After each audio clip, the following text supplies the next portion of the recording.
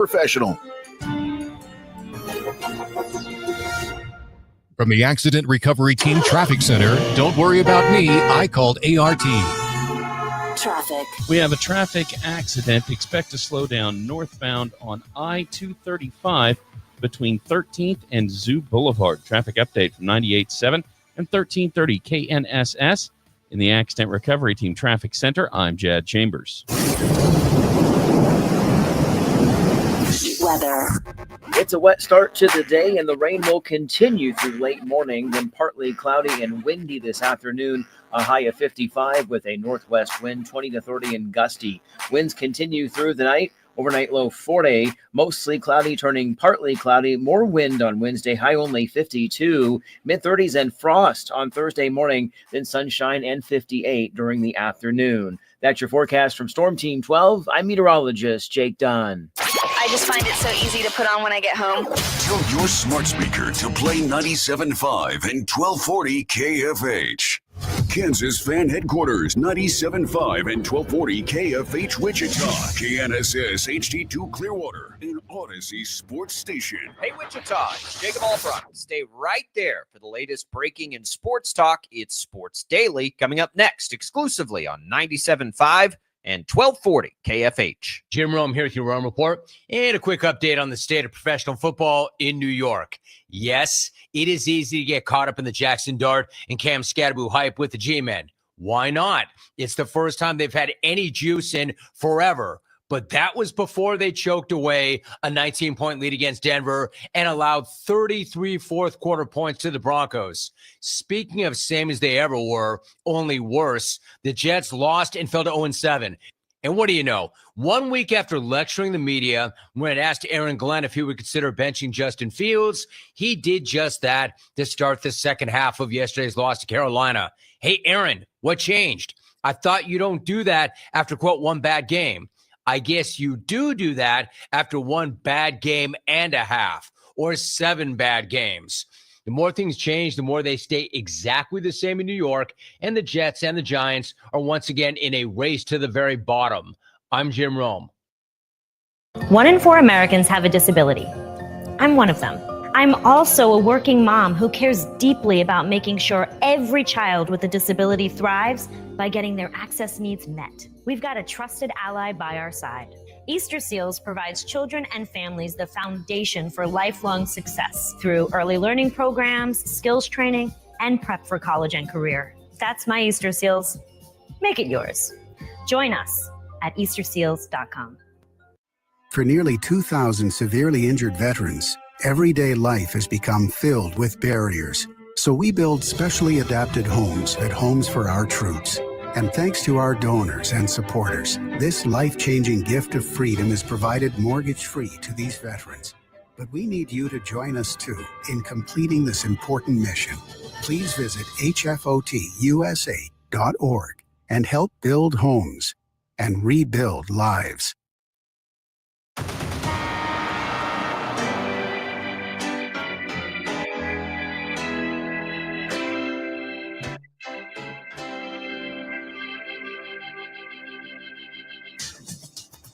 Now from Wichita's most listened to sports radio, 97.5 and 1240 KFH. This is Sports Daily.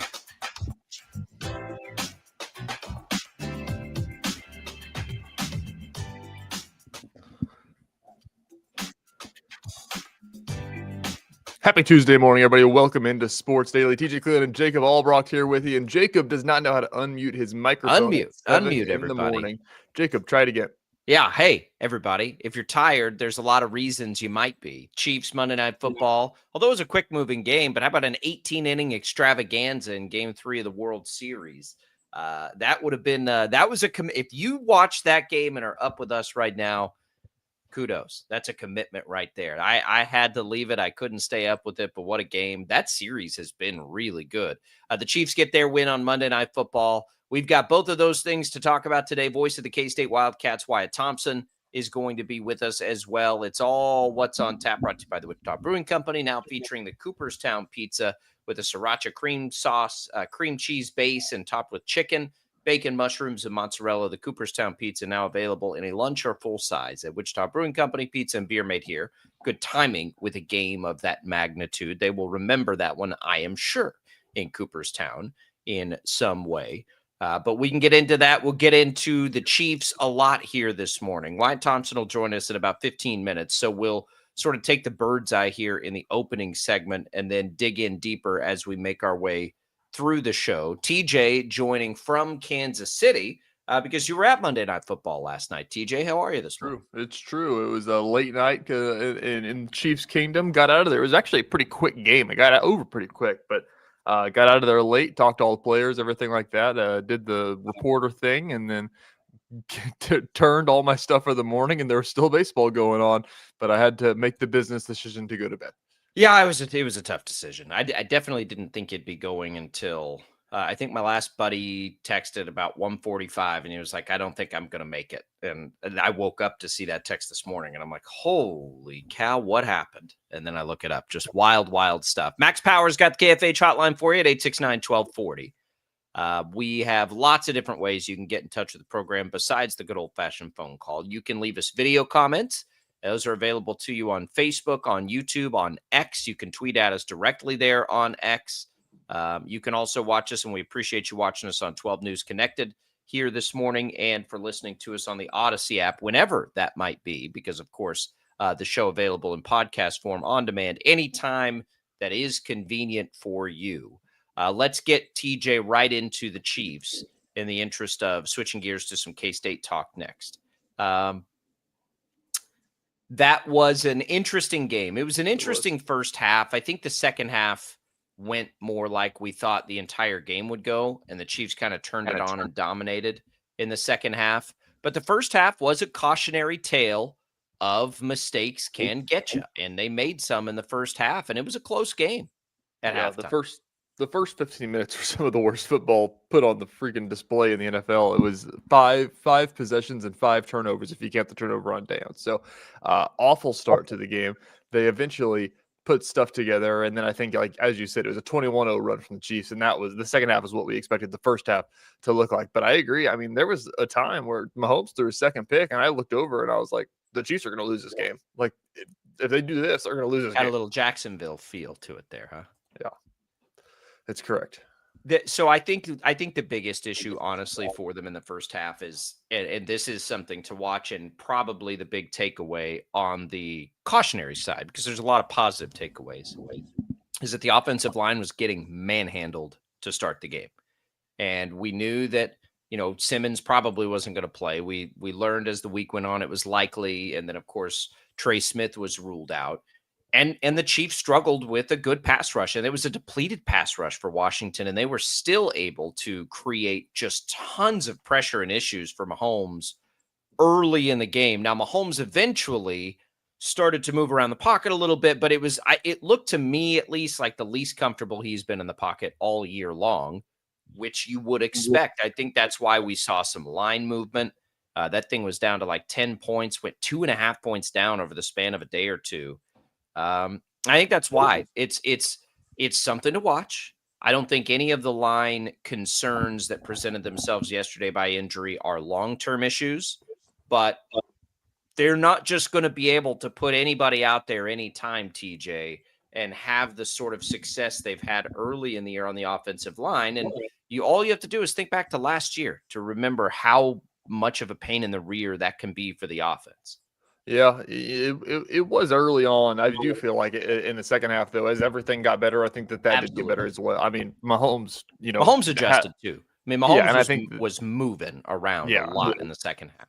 Yeah, and I mean, he had time. I mean, I felt like he had time in the second half to float around and everything like that, and that's where we saw the 35-yard gain to Travis Kelce, and that's always what happens that we always talk about. And so, Mike Caliendo last night talked about just what the week has been like and sliding up into that spot. And he said something along the lines of like, I'm fortunate that whenever I have to do this, I have Creed Humphrey to my left and Jawan Taylor to my right. That makes my job easier. And so it still is, I felt like it was still kind of a strength in the second half. I think that everything was just kind of going wrong in the first half. And so I think that, take everything with a grain of salt, I'd say.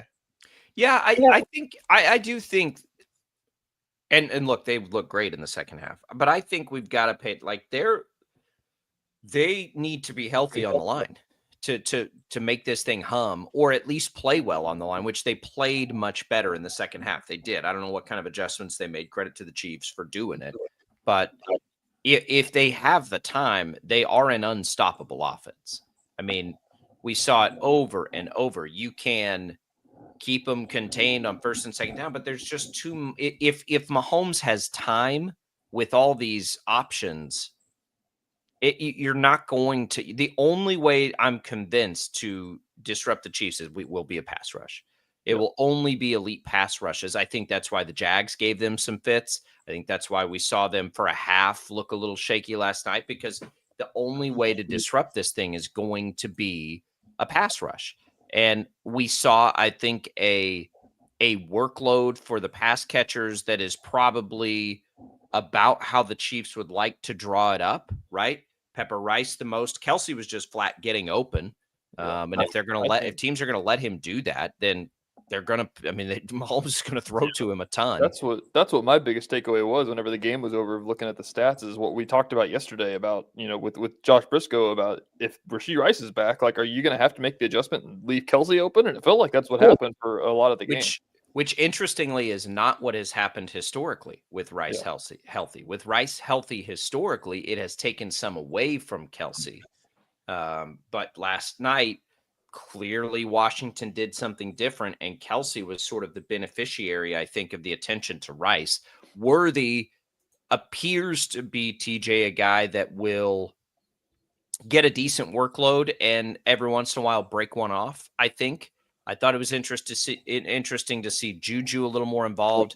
This was not a Hollywood Brown game, which was something, and that's not what we saw in the first one. But the bottom line is, if Mahomes throws to the open guy, so most often that's going to be Rice, and they obviously design the most stuff for Rice, and we know why, because he is highly talented. The other thing about last night that made it impossible for Washington to get it, they ran the ball. The Chiefs ran the ball like crazy. They carried the ball with the backs. Doesn't feel like it. The backs carried the ball 21 times. Like, this offense is not going to be stopped. I've been saying it for weeks. It's not. It was for a quarter. And then things got figured out. And a pass rush is the only way to do it. We'll have much, much, much more on the game. What did TJ see from boots on the ground? We'll have that after a quick conversation with Wyatt Thompson, voice of the Wildcats. We'll talk about the Sunflower Showdown and moving forward to a huge showdown with Texas Tech. It's Sports Daily, everybody. Good morning.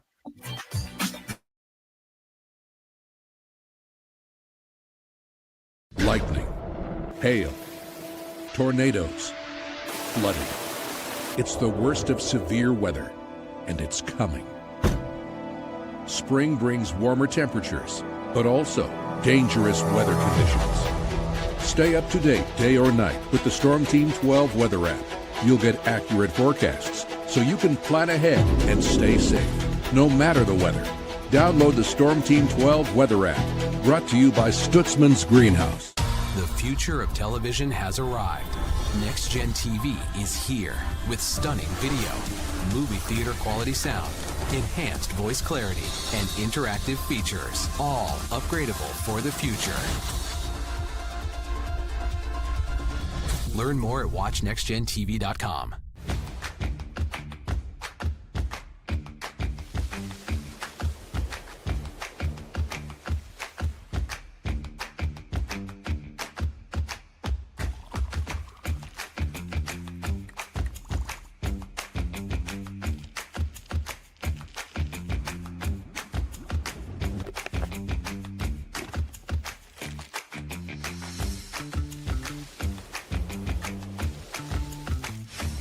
Canvas of our imagination. They tell a story. Clouds affect the events of your day.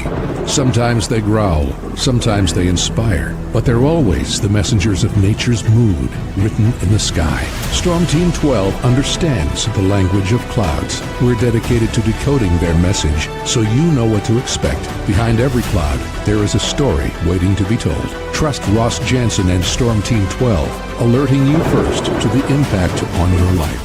We are following a breaking update. Every day, all day, stream the stories that have you talking near and far. Whoever is behind the wheel of this bus is not stopping. From hundreds of local reporters and meteorologists spanning the country. Chaos here this morning at the UW campus. Search LNL for the all-new Local News Live streaming app. Odyssey is one of the most influential audio and entertainment brands in the nation. You already know Odyssey's iconic local radio brands in Wichita. But did you know Odyssey has the country's best collection of music, news, and sports brands? Odyssey is also a premium podcast creator, major event producer, and digital innovator. Odyssey brings people together across the country and right here in Wichita. Odyssey also delivers meaningful radio and digital audio results. Find out our story and impact at odysseyinc.com/Wichita. Make yourself known now. 8310 in traffic pursuit. Oh my God, here. Investigate TV Plus begins with real people. We investigate stories that impact you and inspire change every day. Something is broken. Real problems. Why are they hiding it? And real solutions. My daughter was dying in front of me. What was your reaction when he said that? Investigate TV Plus, weekdays at 3:30 p.m. on KWCH. Sometimes people tell us, I don't get it, it's just tea. But let me tell you, we are so much more than just tea. With 20 plus flavors of sweet and unsweet iced tea, the possibilities are endless. Come on in and try them all for free to find your favorite or get us on the go for your busy lifestyle. And don't miss happy hour every day. So the next time someone tells you it's just tea, tell them to come by and find out why we say, drink tea, be happy. Jim Rome here, lighting up your afternoons on The Jim Rome Show. Catch me starting at 2 on Wichita's #1 sports radio, Kansas Fan Headquarters, 97.5 and 1240 KFH.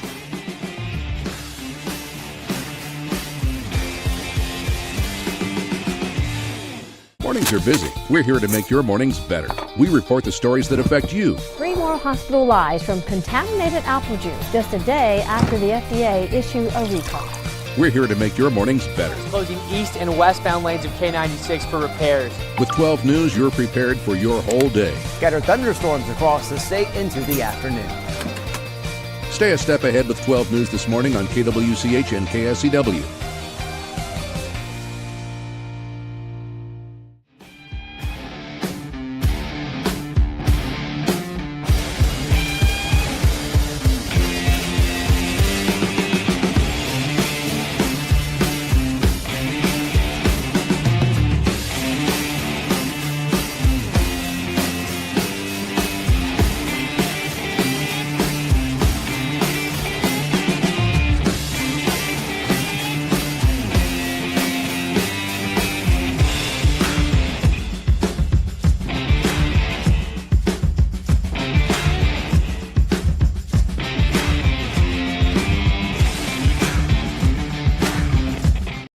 On KFH.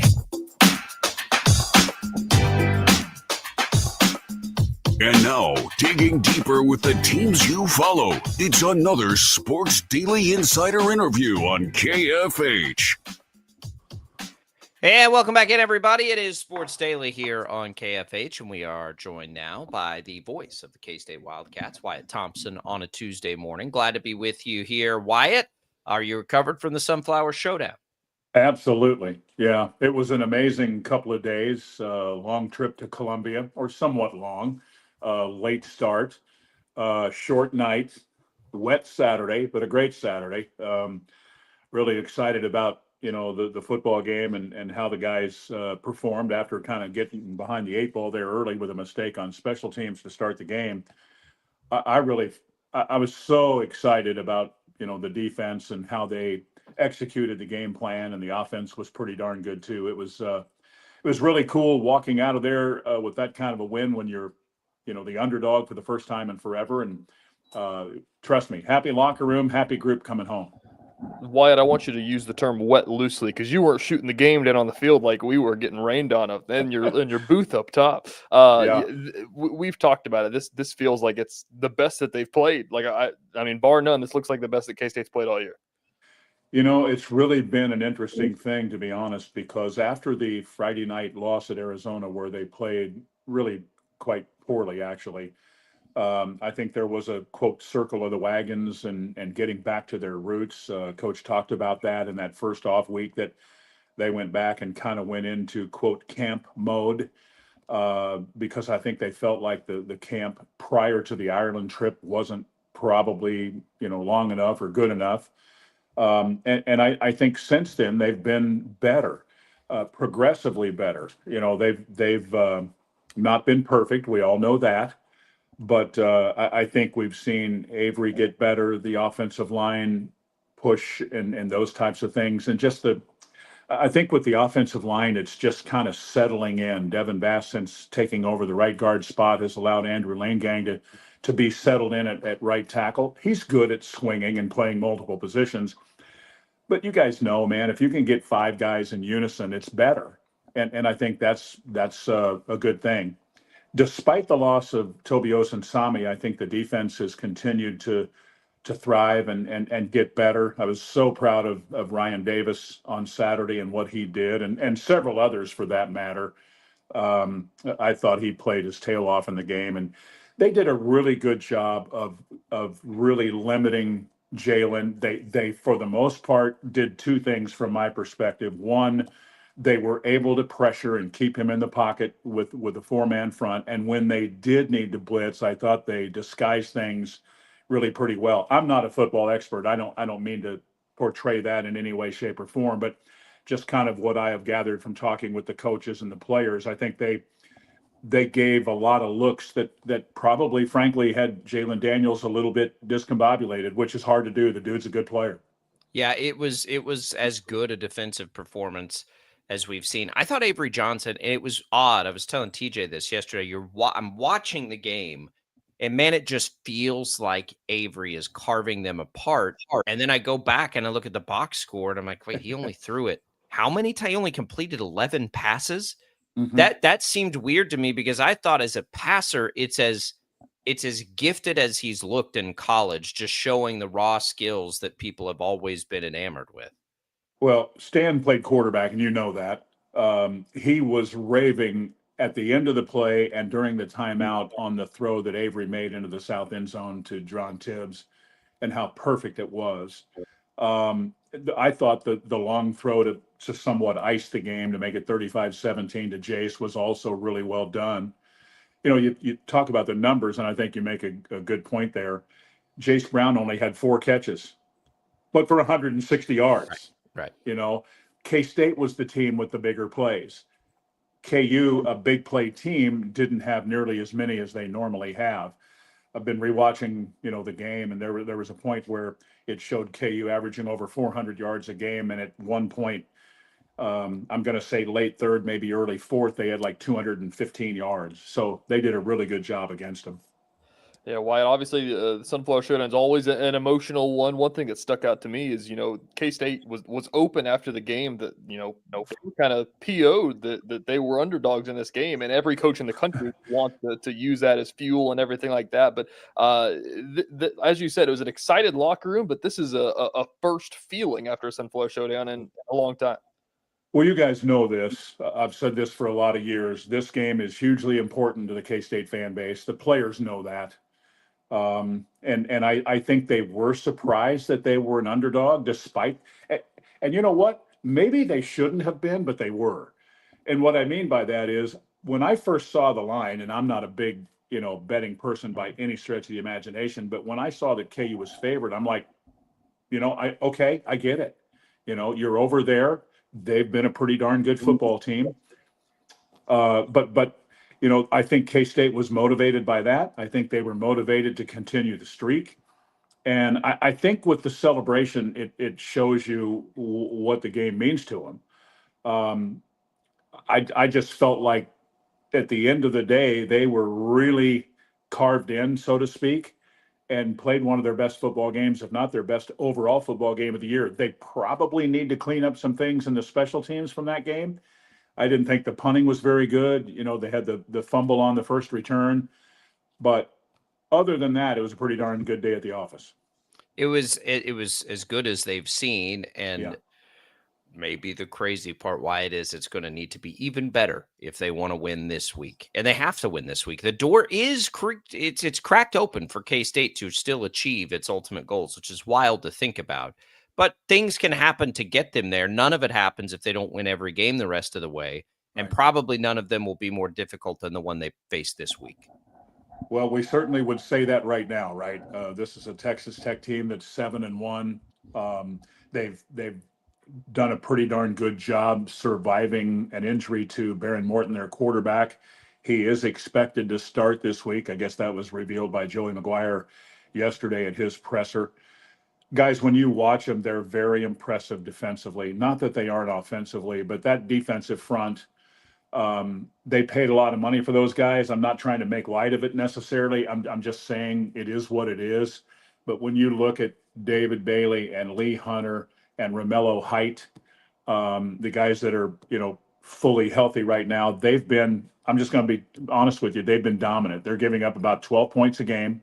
They keep those linebackers clean, and those two dudes, and in particular, Jacob Rodriguez, are so good. So are they perfect?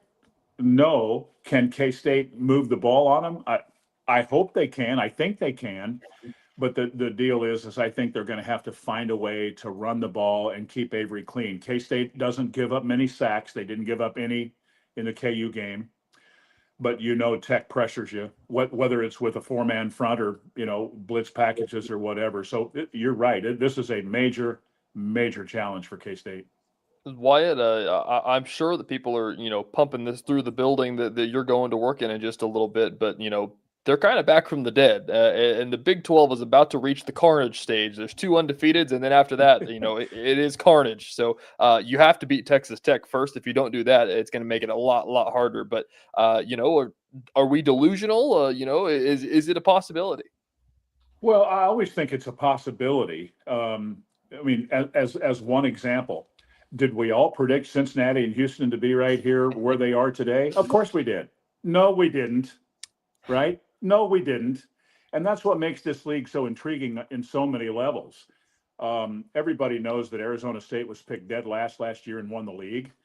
Nobody saw this from Houston. Just wanted Arizona State, guys. Arizona State beat Tech in Tempe. So, and I don't know if you guys paid much attention, but Utah destroyed Colorado, and they did so with a freshman quarterback. They're like us. They're getting better. So it's a long grind. We're just kind of now getting to the final month of the regular season. And I think you said it right, man, that we didn't think so a few weeks ago, but there's a lot to play for, I believe. I absolutely think there is. I mean, I think it's an outside chance, but it's a chance. Like, sure. I mean, it's there. What else are you playing for, right? We got a little more update on Dylan Edwards yesterday. Wyatt, he will not play. Chris Kleiman mentioning that leg, I think he called it a lower extremity, is just not doing what it's supposed to do in the healing process. This is where college athletics annoy me, where there's so much speculation about things. Right. Do you have any indication that this is anything more than an injury that's just not healing right? And then it comes into the question of, is redshirting Dylan even an option, or is it like, maybe let's see what happens in these next games and see what's out there? I would imagine Dylan wants to play football. Here's a couple of things that I think I can say. One, Dylan's people have said that he's not in this to redshirt. It's hurting him to not play. I believe that, and some don't, and I respect that too. But this is a situation where he had the injury early on in Ireland, and then kind of another direct hit in the game in Waco, and he just hasn't been able to come back through that. They did, some testing and found things they didn't like. And as Coach said during his press conference yesterday, we're not going to play him when he's not ready to play, and he's not ready to play. So there's a lot there. I get all of the speculation. He's a dynamic player. I'd love to have him. Everybody would, but not this week, unfortunately, because this would be, as we talked about, this would be a great Saturday to have him, right? This is going to be a real challenging football game for K-State. No kidding. Same breath there. We've talked about, on the show on Tuesday and Monday mornings about how different this team looks whenever he's out there. It feels like that they've just re-established what they're trying to do because they know that it's going to be a while till he gets back on the field. Joe Jackson has looked better, but as we said, he only threw it 17 times still, but they seemed like they threw the ball. Like Avery was more of the pocket passer that people talked about earlier on in the year. Do you feel like they've shifted to a post Edwards mode whenever they don't have him out there? Yeah, I think that's a good way to say it. And again, I think with the improvements that you have seen, and if I'm being honest, a little bit of this has to do with health too. As an example, if you go back and pay attention and watch Jace Brown in the TCU game and then watch him from Saturday, I'm just going to be honest with you. It was pretty easy to tell that he wasn't at full go in the TCU game. It's just when he is right, he is a major league threat in this league and is for everybody from my perspective. That would be one example. I think Tibbs has continued to improve. Bradley didn't have necessarily a big game in any way at KU, but he was really good, and it was great to have him back with the TCU win. So we said going into the year that they have a lot of weapons. The problem is we just haven't had them all on display together really at all. So you've had to kind of mix and match. And I visited with Joe Jackson at the presser on Monday, and he's a really neat young guy, and he's getting better. I think he's an example of what K-State is because he will tell you he has been challenged. He is running with more physicality and purpose and toughness, and he's seen some results of that. So all good, at least for now. Wyatt, we are going to switch gears to basketball. One more game that doesn't count Friday, then it starts counting 1 week from today. Yeah. But tell us what we learned at Missouri there. It was a lot of points. What do we make of it? What do we ever make of games like this? What do we learn? Well, what I would tell you, and this is probably following along a little bit of what Coach Tang said, but you could tell that they've worked a whole lot in the preseason on offense. That was problematic a year ago. They want to be better there. They scored 91 points. They did a lot of good things. They scored in the paint. They hit some threes, got to the foul line, only turned it over 10 times. So if you start from the positivity side, you got 20 plus points from your star, what have you. Nate Johnson really hardly played any good basketball at all in the first half. And in terms of, I guess maybe I should clarify that, he just was not aggressive in the first half. And in the second half, right out of the gate, he was. There are guys on this team that didn't shoot the ball very well, like Abdi Bashir, who I think will as time goes on. But you do, on the downside, you do have to be concerned about the paint points for Missouri, guarding the dribble drive, those types of things. Missouri was really good a year ago, top 10 in the country at getting to the foul line, and they did that the other night. But I think Coach said it in the postgame show with us that those types of things are coachable and teachable, and we can get better there. But I think he saw what he wanted to see in terms of some of the guys playing together. I think you'll continue to see that on Friday night and into the first few games of the season for sure. I think they kind of have a pretty good feel of who their top 7 or 8 guys are, and that's kind of what you want to do. But still molding them together will be, forefront, I guess, here for the next probably month or a little bit longer. Yeah, Wyatt, I didn't get to catch it, since you guys played at midnight on Friday night. But you said they know the top 7. I think everybody in the country knows who the top 1 is in PJ Haggerty. Everybody talked about that at Big 12 Media Days. Was he as advertised? In my mind, immediately goes to all the point guards that Jerome Tang has had since he's been at K-State. Marquise, Tyler Perry, all those guys. Does he fit the bill? Well, he's just a scorer. Yeah. I think that's what I noticed, and I'd seen him before. He played in the American, and I saw him, I think, one time against Wichita State and a time or two against other teams. He just scores in such a variety of ways, and I hate to say that it looks easy for him, but he does at times make it look pretty simple. He's got a really good, quick, solid release. He can hit a variety of shots, and I think that was on display.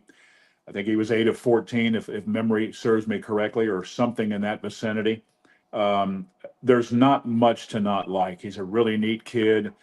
I think he's really, really gifted, probably a next level player. So you just got to keep him going and get everybody else, kind of on the same page with him. And I think that's the challenge now, like I mentioned with Nate and Abdi, and there are others. I mean, Andre Kostic is very young, but very skilled. Elias Rapiak is a kid that I think there's much more in the tank there. One guy I want to see them get going is David Castillo, because he could play a really big role as a backup point guard. He has not shot the ball, I think, like he is capable of since he's been at K-State. I hope they can get him kind of turned. We didn't see Marcus Johnson in the game. I think we will on Friday night. So they're still, kind of looking at some things and trying to get better. It'll be going again. One more against Newman on Friday, and then it's real next week. Yeah. Holy smokes. Yeah, I'm excited for the league, aren't you guys? I mean, it's just crazy to look at it. 6 teams ranked in the top 25, and most of them are in the upper 2/3 of that. And I don't even want to start naming them, because you're going to leave one darn good team out. So it's going to be strap it on. The league's going to be great. Crazy. Kansas is picked 5th. If that tells you anything. I mean, come on. Yeah, it's exciting. Great brand of basketball too, man. No doubt about that. I heard Brett Yormark during the Sunflower Showdown come up into the booth and say it is the second best league in the world behind the NBA. How about that? I don't disagree with him. Well, they're chock full of stars. I mean, you every year if you're adding, the Dabansa kid or the kid at KU. I mean, really, those guys they could be 1 and 2 in the draft. They probably will be. Yeah, it tells you everything you need to know, and then the coaches in the league too. It's so impressive. Yep, I love it. We can't wait for it. This time next week, we'll be talking about it. Wyatt Thompson, everybody, voice of the K-State Wildcats. I appreciate it. We'll talk again soon. Go down to Lubbock and give it a shot. You got it. Let's see what we can do. Thanks, fellas. Good to be on with you. All right, we'll come back. Let's dig back into the Chiefs when we return on Sports Daily.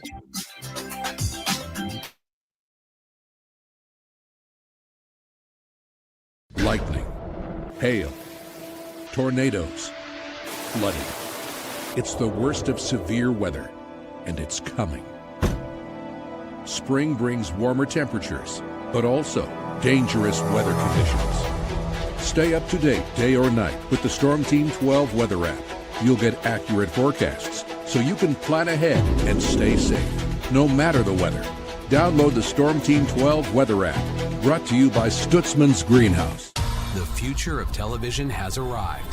Next Gen TV is here with stunning video, movie theater quality sound, enhanced voice clarity, and interactive features, all upgradable for the future.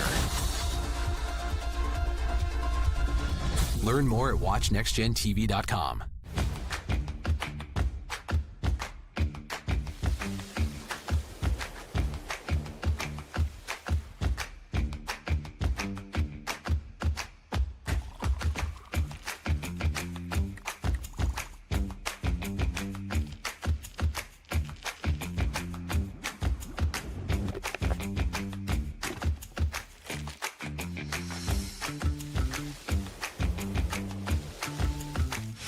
The canvas of our imagination. They tell a story. Clouds affect the events of your day. Sometimes they growl, sometimes they inspire, but they're always the messengers of nature's mood, written in the sky. Storm Team 12 understands the language of clouds. We're dedicated to decoding their message, so you know what to expect. Behind every cloud, there is a story waiting to be told. Trust Ross Jansen and Storm Team 12, alerting you first to the impact on your life. We are following a breaking update. Every day, all day, stream the stories that have you talking near and far. Whoever is behind the wheel of this bus is not stopping. From hundreds of local reporters and meteorologists spanning the country. Chaos here this morning at the UW campus. Search LNL for the all-new Local News Live streaming app.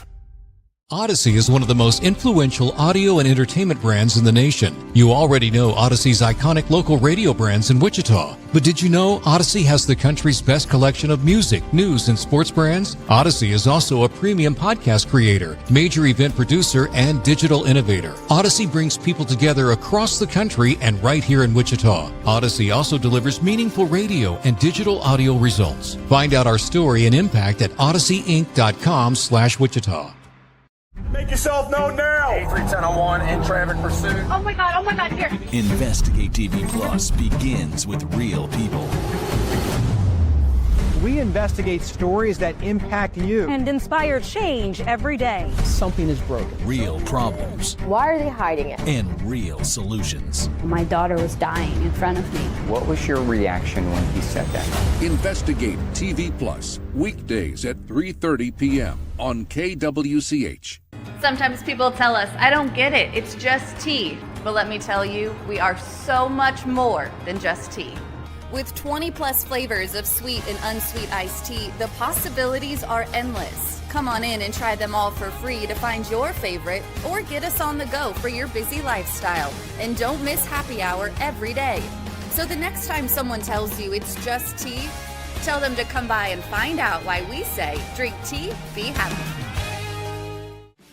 Jim Rome here, lighting up your afternoons on The Jim Rome Show. Catch me starting at 2 on Wichita's #1 sports radio, Kansas Fan Headquarters, 97.5 and 1240 KFH.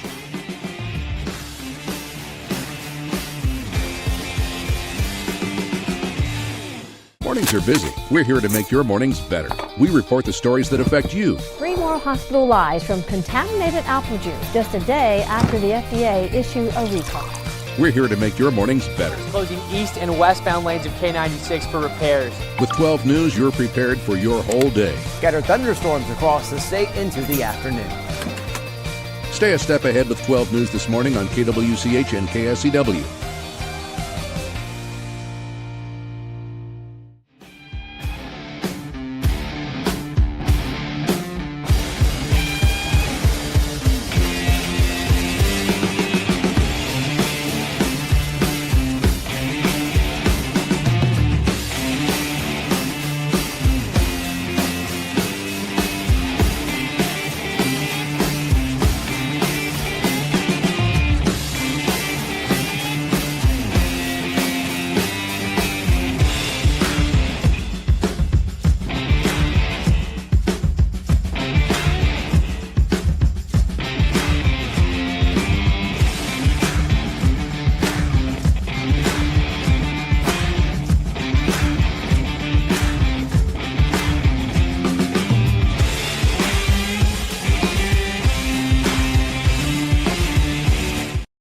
On KFH. All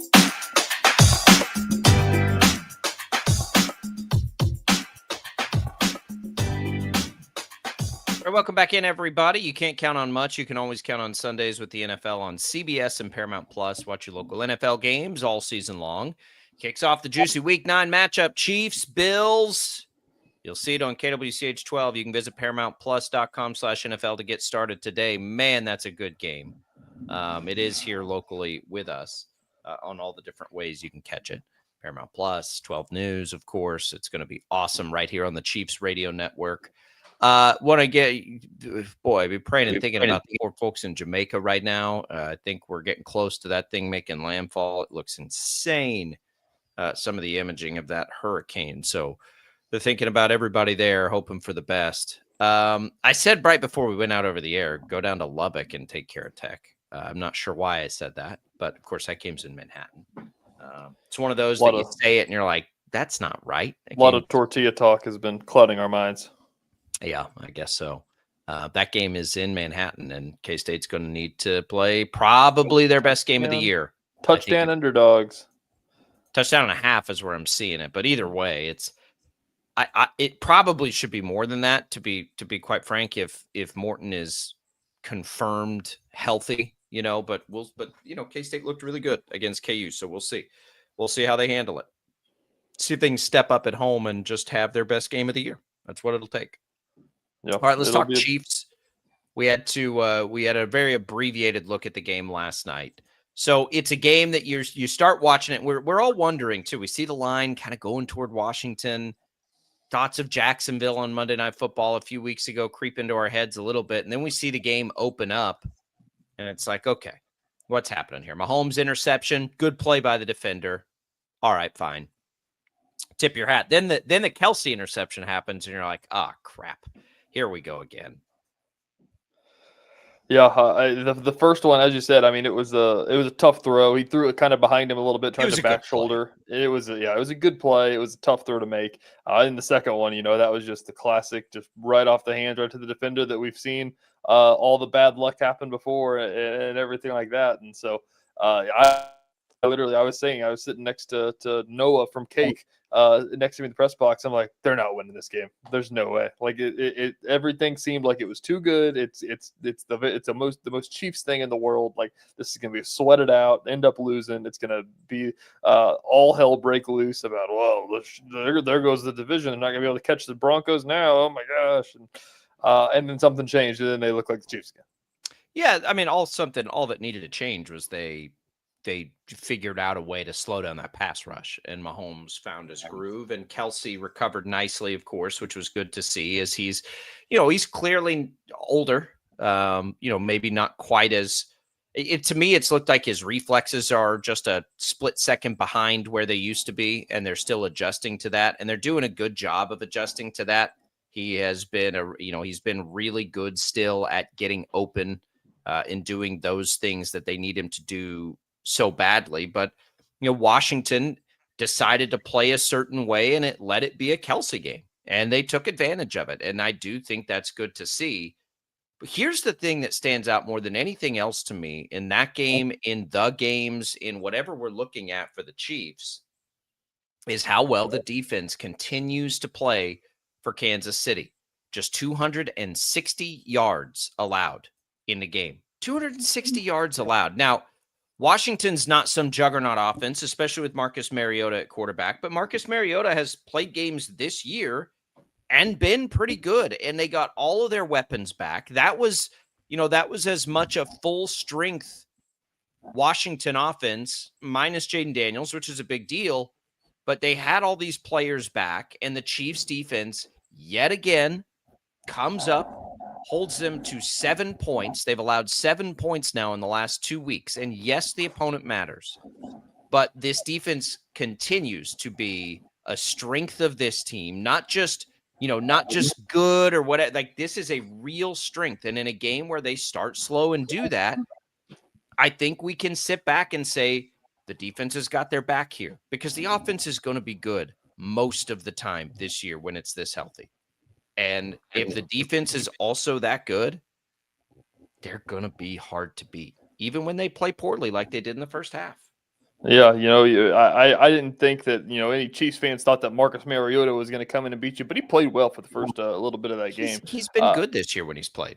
Yeah, but I agree. The Chiefs defense is, that's what I kind of brought up earlier in the year whenever we were talking about, what the difference is between last year and this year. And, I kept saying that, Chiefs defense isn't as good, but Chiefs defense still might be a top 12, top 10 defense in the NFL. And that's probably still true to this day.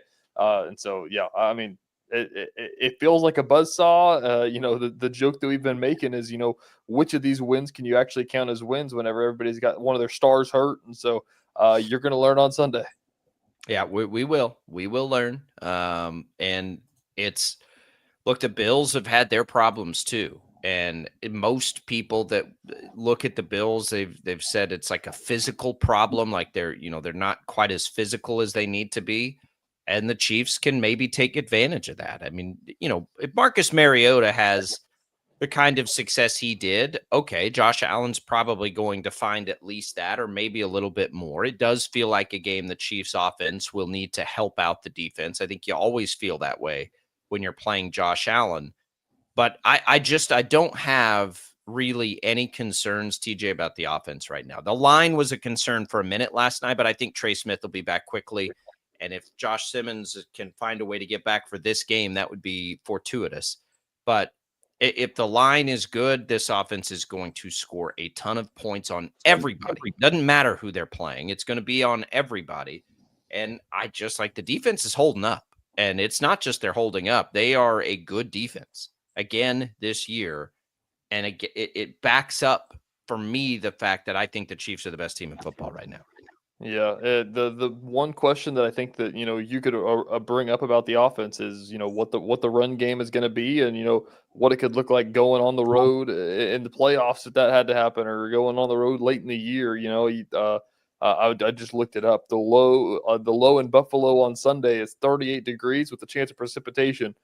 So are we going to see Mahomes throw it 40 times? Are we going to see running backs carry it 30 times? Give me that forecast again.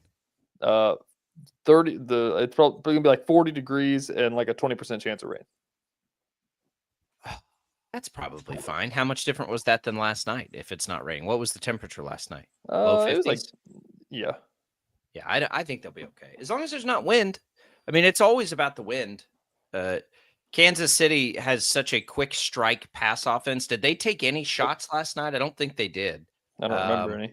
I don't think they went over the top even one time, which is still in their bag of tricks. Don't forget, they have 3 guys that at any point can go streaking. Shout out to old school. But Hollywood Brown, Xavier Worthy, and Tyquan Thornton can try it at any point. So they didn't last night because they didn't really need to, and they had a clear design on what they were doing. But unless there's wind, when their quick strike offense goes like that, it's not weatherproof, but it is better in the weather than maybe some of the old Chiefs offenses might have been. Everything is condensed and it's run after the catch. It's get open. I thought that last night, like every pass seemed to be carrying a receiver in a direction, right? There weren't very many stopping routes. Like everything was moving, every screen, everything. It looked when he let it go like, oh, Mahomes just made a bad pass, but then he didn't because it was a guy 100% in motion. They are so much like a run after the catch offense. Like that is their thing now. Like that is what they're doing. Everything is carrying the receiver in a certain direction. It's confusing. It's confusing to watch it. I can't imagine trying to defend it, especially when they have the time. Yep. And so if they have the time, they're going to, it's not unstoppable is not the right word, but it's as close as you can get to shutting a team down over a game as we ever get in the NFL. They're going to be hard to keep under 21 points. Yeah. It arises the question, how do you beat the Bills? How do you think that they can beat the Bills? Do they outscore the Bills, or you try to keep the Bills low scoring? I just looked the 2 games the Bills have lost this year, and that in their span there, they got turned over twice by the Falcons and 3 times by the Patriots. Do you need your defense to do that to slow this team down, or you try to win in a shootout? You never want to think it's going to be a shootout because that means your defense is getting dominated. But we know how these Bills games go. It probably will be, but I think right now, if I'm the Chiefs, I trust my offense to do whatever it is that it needs to do. I think what is other than the other team getting a great pass rush, which the Chiefs have, when healthy, shown us that they've sort of neutralized, right, with their offensive line changes this season. What's the way you stop their offense? The Chiefs' offense? Yeah. I don't know what else there is. Like you just have to. That's the thing, is that the layman's term answer is take away the pass and make them run it. But there's 5 receivers. But they're running it. They are, but it's not as effective as the pass game, is what I'm saying. No, and that's fine. But like if somebody sold out and consistently, only rushed 3 dudes and dropped everybody else into coverage, they could run the ball if they needed to. That'll never happen. But they can at least. Washington's defense isn't very good. Let's get that out of the way. Like they're not good. They have been as bad as there is in football this year. So I also don't want to look at that game and say, oh, look, the Chiefs are going to be able to run it, at 5 yards a carry or whatever it was last night. I think that's not going to happen either in most games. Certainly not against Buffalo. But it's still like you've got to respect it. Is Isaiah Pacheco okay? He took a pretty good shot there at the end of the game. Did that get brought up after the game at all? He looked like he was okay. The broadcast crew seemed more concerned about it than Isaiah Pacheco did, but was there anything there? Because he did take a shot to the knee. Nobody talked about it. He was in the locker room. We didn't get to talk to him, but he looked good in the locker room whenever he was walking around. I'm sure he's okay. It was a little bit of a scary moment, but I also thought that was as good as Kareem Hunt, who's playing hurt, looked this year. And then, of course, Mahomes is always a threat with his legs. He only needed to do that 4 times last night. Man, what a game. It was a weird game to begin with, and then it was just cruise control in the second half for the second straight week for Kansas City, especially in the fourth quarter. Yeah, I could not believe the start to that game. That was the peak. Oh, sure, football. You could believe it. You could believe it. It happens all the time. Like it happens all the time. 5 straight turnovers. Yeah, the Chiefs do this, right? Like we know how good they are, and then they do this. Like it shouldn't surprise you. No, it's not that. It's the fact, but the 2 teams turned the ball over 5 times in a row. Oh, well, yeah, that's there wasn't a single punt or point for 17 minutes of the game. Unders again. So here's what's like from a betting perspective, because the offense is so good for Kansas City. It was this way. The first year the defense really took off, which the offense was still good that year. The first post Tyreek year, like unders felt like they were always the play. And now with this defense playing this well again, it kind of feels like the Chiefs have become an under team because the opposition has a hard time. I don't know that I would advise that this week against the Bills. We got robbed on our Mahomes first touchdown, by the way. Oh, we got to talk about that on the other side. We do. I did hedge it with Hunt because he was at 15-1, oddly. But we'll talk about that a little bit on the other side. Keep it here. We got another hour of Sports Daily coming your way.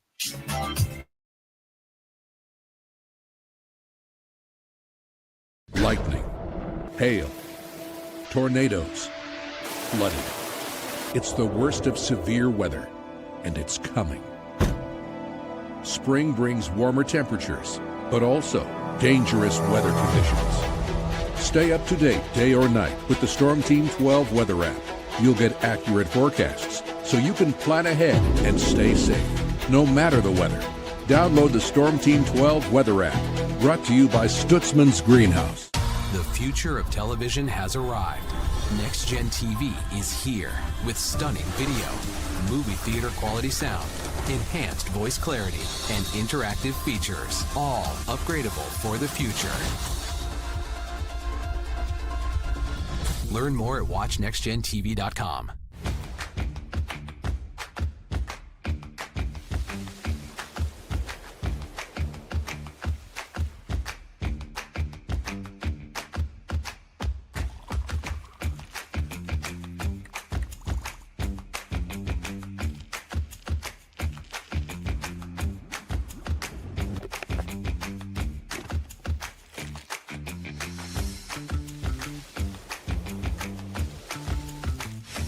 The canvas of our imagination. They tell a story. Clouds affect the events of your day. Sometimes they growl, sometimes they inspire, but they're always the messengers of nature's mood written in the sky. Storm Team 12 understands the language of clouds. We're dedicated to decoding their message so you know what to expect. Behind every cloud, there is a story waiting to be told. Trust Ross Jansen and Storm Team 12, alerting you first to the impact on your life. We are following a breaking update. Every day, all day, stream the stories that have you talking near and far. Whoever is behind the wheel of this bus is not stopping. From hundreds of local reporters and meteorologists spanning the country. Chaos here this morning at the UW campus. Search LNL for the all-new Local News Live streaming app. Odyssey is one of the most influential audio and entertainment brands in the nation. You already know Odyssey's iconic local radio brands in Wichita. But did you know Odyssey has the country's best collection of music, news, and sports brands? Odyssey is also a premium podcast creator, major event producer, and digital innovator. Odyssey brings people together across the country and right here in Wichita. Odyssey also delivers meaningful radio and digital audio results. Find out our story and impact at odysseyinc.com/Wichita. Make yourself known now. 83-10-01 in traffic pursuit. Oh my God, here. Investigate TV Plus begins with real people. We investigate stories that impact you and inspire change every day. Something is broken. Real problems. Why are they hiding it? And real solutions. My daughter was dying in front of me. What was your reaction when he said that? Investigate TV Plus, weekdays at 3:30 p.m. on KWCH. Sometimes people tell us, I don't get it, it's just tea. But let me tell you, we are so much more than just tea. With 20 plus flavors of sweet and unsweet iced tea, the possibilities are endless. Come on in and try them all for free to find your favorite or get us on the go for your busy lifestyle. And don't miss happy hour every day. So the next time someone tells you it's just tea, tell them to come by and find out why we say drink tea, be happy.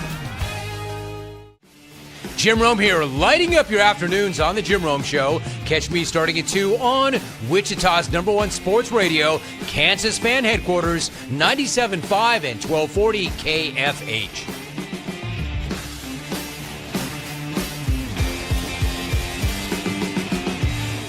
Mornings are busy. We're here to make your mornings better. We report the stories that affect you. 3 more hospital lies from contaminated apple juice just a day after the FDA issued a recall. We're here to make your mornings better. Closing east and westbound lanes of K96 for repairs. With 12 News, you're prepared for your whole day. Scattered thunderstorms across the state into the afternoon. Stay a step ahead with 12 News this morning on KWCH and KSCW.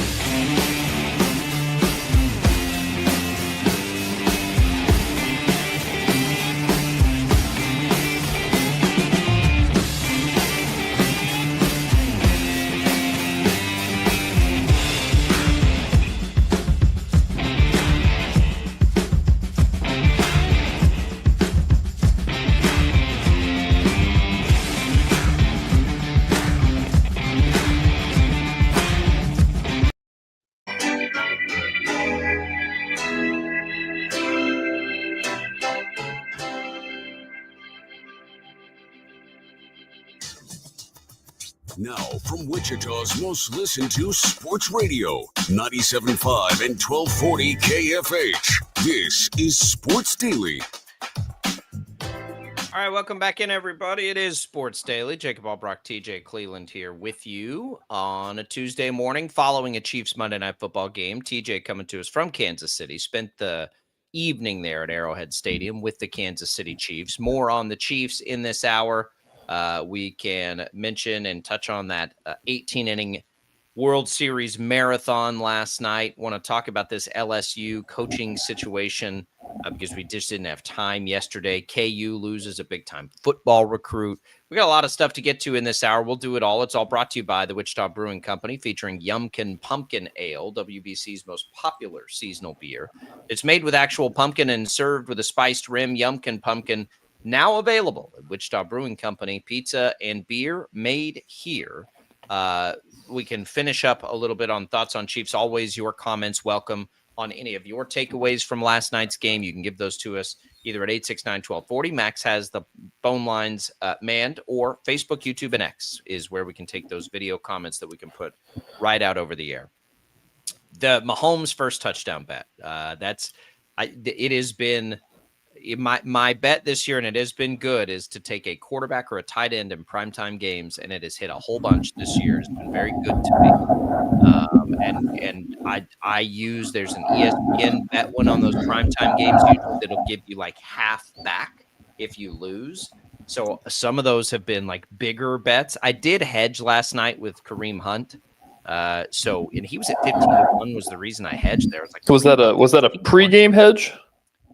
Yeah. Or was that a mid-drive hedge? No. It was a pregame hedge. So I've been because of the trends to the quarterbacks and tight ends. So I'll take my big bet, and that was Mahomes, like the one that I'm like, okay, and those are the ones that have been hitting. But sometimes I'm like, you know what? And I don't even remember if I did it with Kelsey because his odds were so low. But I did it with Mariota and I did it with Ertz. And then I was looking through before the game, and I'm like, man, Kareem Hunt's a 15-1. that was the hedge to Mahomes, because if they get it down close, right, they don't quarterback sneak it. Back to the point at hand. Mahomes was the big bet. Mahomes was the call. And Rice goes in, but doesn't go in. And immediately I'm like, oh, man. And you text me and a bunch of people text me. I'm like, here we go. Like, it's lining up. And I'm like, wait a minute. They don't ever sneak Mahomes. Like, I don't think they've snuck Mahomes since the knee injury. It was gonna have to be the rollout, the option play that they've been going with Mahomes. Which they do, right? I like know. That's been a play. Which for is, them by the this way, year. it's hilarious that they let Patrick Mahomes run a play action option, but not sneak. Well, because they don't want him in that pile of bodies. I get but it. it's just funny. It's funny they use him like that. He lines up in shotgun.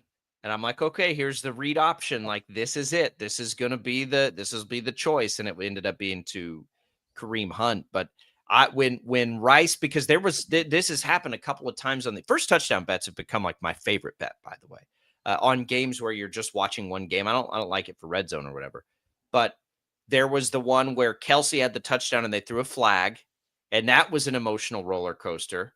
Because they eventually pick up the flag and give Kelsey the touchdown. And there was one of the other ones too, where it was like, oh no, it's not going to count. And then it ends up counting. Gadsden was the hit last week on Thursday Night Football. There was a Caleb Williams one that I had. There was a Bo Nix one that I had. There was a Kelsey one, I think was the Jaguars game where Kelsey had it.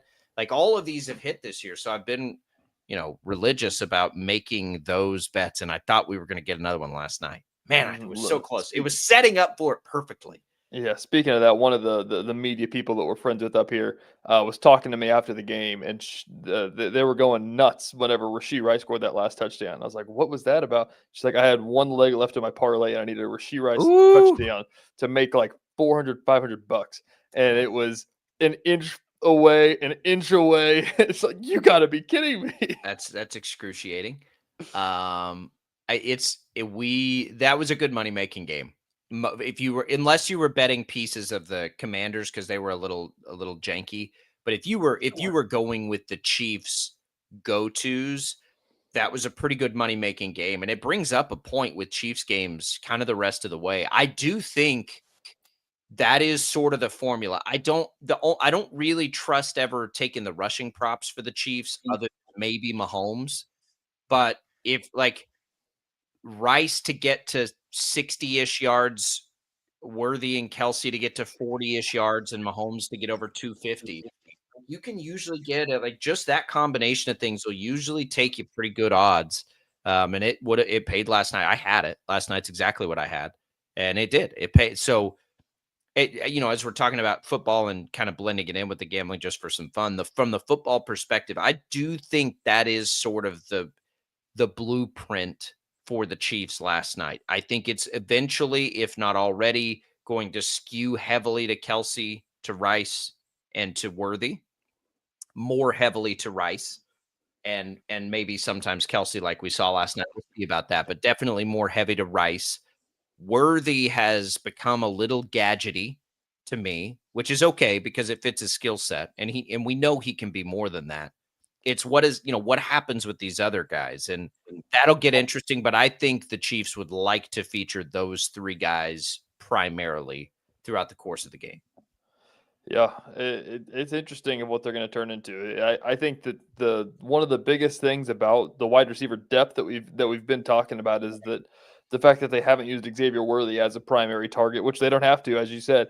It makes me feel like they're going to build one up in 1 week. As we said, they're putting more attention on Rashee Rice, which is freeing up Travis Kelsey more. You'd think that, one time they may just pull something out and it's like, all right, 13 targets to Xavier Worthy this week, like funnel balls to him, put up a script to go deep and then have him run gadget routes. And just to have that in your back pocket of a guy that has shown that he can be a number one wide receiver. I think that they'll utilize that. I think that they're creative and they'll look for ways to do that. Yeah, I do too. I think it will. And again, the shots are probably coming for Hollywood. He may become more of that a little bit, kind of a shot play guy, which is okay. And the other thing that all of it creates is depth. If they can withstand guys getting nicked up this way, sort of like they did on the offensive line last night, all of this all of these resources they've spent at wide receiver and on the line over the years that have never come to fruition are now all at fruition at the same time. Now we'll see if it lasts, but at the moment, that's what we have. And that's why I've been a big advocate of the Chiefs being the best team right now, because I just don't know how you're going to stop their offense. And I did not give the defense enough credit, and they just continue to be very, very good. And we'll see if that continues against Josh Allen and the Bills. But even if it doesn't, I think they can outscore anybody. I think they're the best offense in football for sure, if not the best team. And here we go. I know we just talked about this, but like you don't want it to be a shootout because that means your defense isn't playing well. But would you get an Allen Mahomes shootout would be awesome. Like we haven't seen it's always awesome. We haven't seen the true shootout since like the 13-second game between those two. Like it would just be must-watch TV, which it will be anyways. Yeah, it's going to be great. It'll be fantastic. It always is. It never disappoints. Has it ever disappointed? I don't think it has. I don't think so. It's always incredible. Every single time we get the benefit of being able to see these two teams play each other. It is fantastic every single time. And I can't wait to see it again. I can't wait. It's been fun, and it will be. And we'll have much more on that game throughout the week as well. Hey, thanks to Crestview Country Club for being a great supporter of the program. All this rain, I don't think we've seen the sun in about 5 days now, but it's coming throughout the rest of maybe this week after today. And then next week looks fantastic. I saw Ross and the Storm Team 12 crew throw up that 10-day yesterday, and I'm like, ooh, there's some good golf weather in this 10-day forecast. Crestview Country Club has 36 holes. Never hard to find a tee time out of Crestview. So give them a call, ask them about all the different memberships they have, all kinds of activities and things happening as well besides the golf. Tell them we sent you here from Sports Daily. We appreciate their support. Also want to say thanks to Prairie Fire Coffee. It is a coffee morning after a World Series game last night, TJ, that goes, 18 innings. It was a back-and-forth game. That series has been entertaining for sure, but you get 2 home runs from Shohei Ohtani in the game. You get everything you want in these games. Like that was high drama, just intense, awesome postseason baseball as Freddie Freeman walks it off in the bottom of the 18th. Just an unbelievable game that you hope doesn't annihilate any momentum or energy that the Blue Jays have. But wow, that's incredible. I'm gonna have to like DVR and go back and watch this one because I feel like I have FOMO this morning that I didn't watch the game last night, but there's no way I could have made it that There's late. no way. Like almost nobody outside of the West Coast. I wonder how many people listening to us right now watched the 18th inning last night. Like what percentage of the listeners do you think? Less than 10? Yes. Yeah. There's going to be some sickos out there, but there's no way.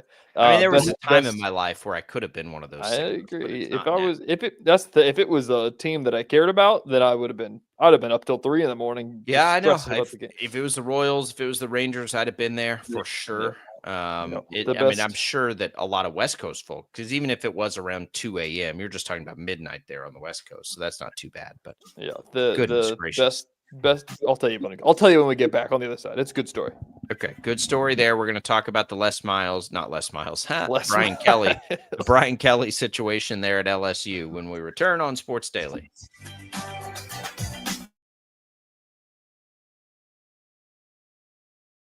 Lightning, hail, tornadoes, flooding. It's the worst of severe weather, and it's coming. Spring brings warmer temperatures, but also dangerous weather conditions. Stay up to date day or night with the Storm Team 12 weather app. You'll get accurate forecasts, so you can plan ahead and stay safe, no matter the weather. Download the Storm Team 12 weather app, brought to you by Stutzman's Greenhouse. The future of television has arrived. Next Gen TV is here with stunning video, movie theater quality sound, enhanced voice clarity, and interactive features, all upgradable for the future. Learn more at watchnextgentv.com.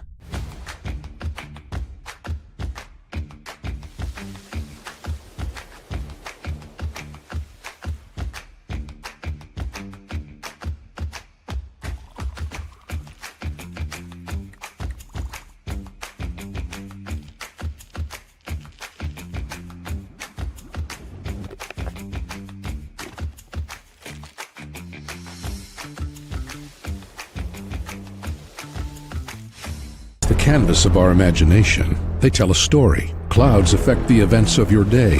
Sometimes they growl, sometimes they inspire, but they're always the messengers of nature's mood, written in the sky. Storm Team 12 understands the language of clouds. We're dedicated to decoding their message so you know what to expect. Behind every cloud, there is a story waiting to be told. Trust Ross Jansen and Storm Team 12, alerting you first to the impact on your life.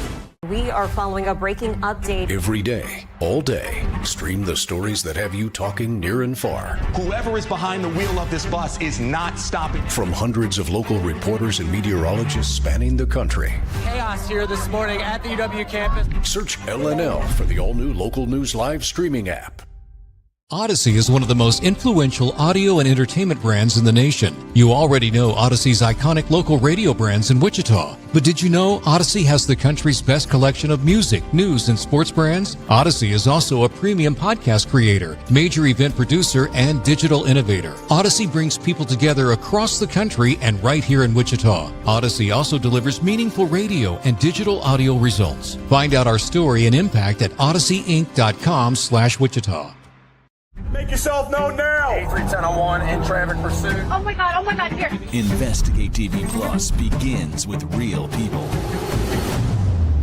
We investigate stories that impact you. And inspire change every day. Something is broken. Real problems. Why are they hiding it? And real solutions. My daughter was dying in front of me. What was your reaction when he said that? Investigate TV Plus, weekdays at 3:30 p.m. on KWCH. Sometimes people tell us, I don't get it, it's just tea. But let me tell you, we are so much more than just tea.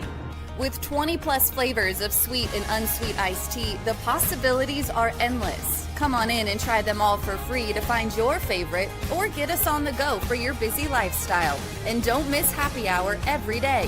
So the next time someone tells you it's just tea, tell them to come by and find out why we say drink tea, be happy.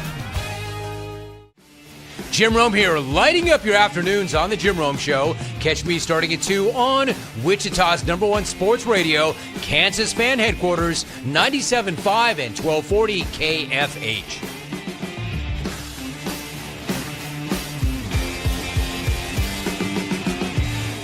Mornings are busy. We're here to make your mornings better. We report the stories that affect you. 3 more hospital lies from contaminated apple juice just a day after the FDA issued a recall.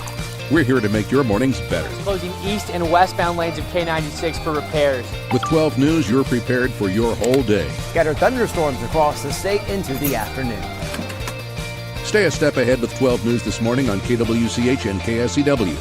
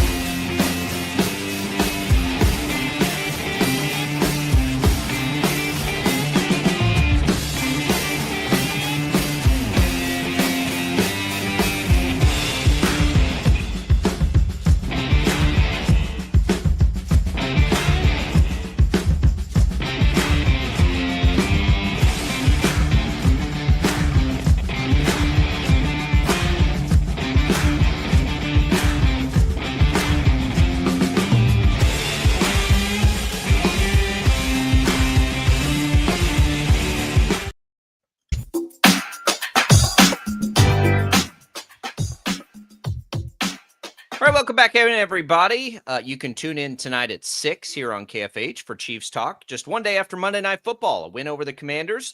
It's a Chiefs Kingdom show on 97.5, 1240 KFH. Listen online at kfhradio.com or download the free Odyssey app and search for KFH. All right, TJ, take us on story time. You promised a good story before the break. Don't disappoint us. I mean, I don't know if it was that good, actually, but it was on brand with the World Series. Last night with the Monday Night Football, they bring out the whole crew, and so they had everybody there with actually I got a Brian Kelly story from this as well.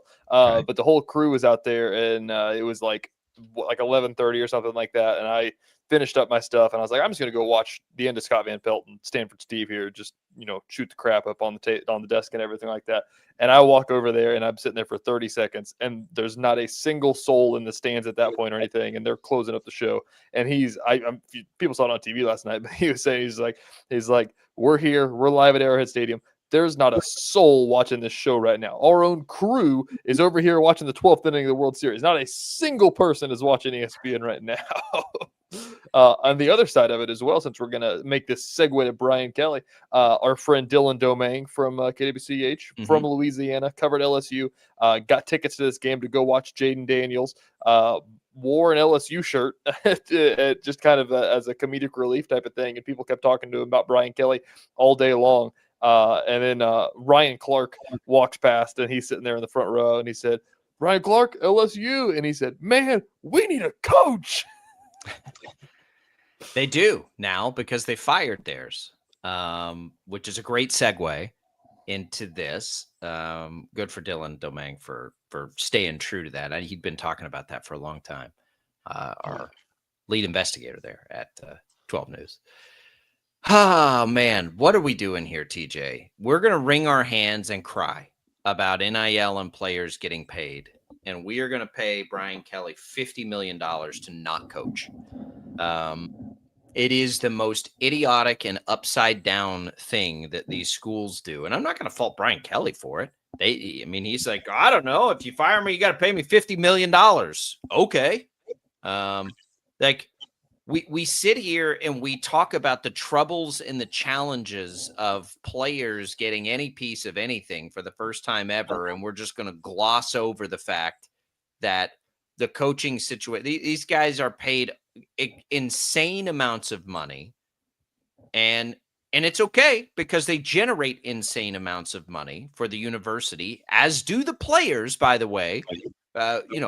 Brian Kelly or Ed Orgeron have less to do with an LSU national championship than Joe Burrow and Jamar Chase. I'm sorry, but that's the truth. Now, they had to get them to come play there, but those guys are the reason that they won the title. And, for a long time, they got no piece of the pie. And now we just can't stand or handle the fact that they get any piece of the pie, or that they might leave and go somewhere else, which is what's going to happen now with the next LSU coach. They are going to leave and go somewhere else. So the double standard is all I've always thought was funny. And then just like the LSU and Brian Kelly's time there, and this year, in his 3 years prior to this year, 10 wins, 9 wins. He was 29-11 there in 3 years. Right after Ed Orgeron won his national title and then won 5 in 6 games and was fired. Brian Kelly was twice as successful in the years following his predecessor, and that wasn't enough. So the question becomes then, of course, well, what is enough, right? What is enough? If 10, 10, and 9 wins are not enough, what is enough? If the only standard is national championships, and that's what SEC teams, especially like LSU, will tell you, like, oh, it's all about the national championships, blah, blah, blah. Okay, fine. If that's the case, then why in the hell are you signing buyouts of $50 million? Because no coach in America, Nick Saban is the great one for a reason. Nobody wins it every year in college. Nobody does. And so if that's the standard and you're just going to fire these guys, why would you ever sign that kind of buyout?